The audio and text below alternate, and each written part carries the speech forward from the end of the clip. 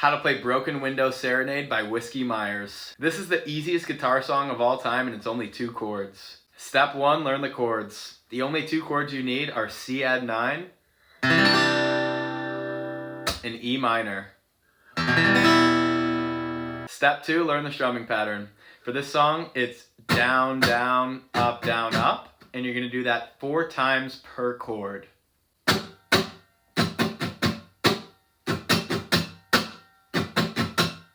Put everything together and it should sound like this.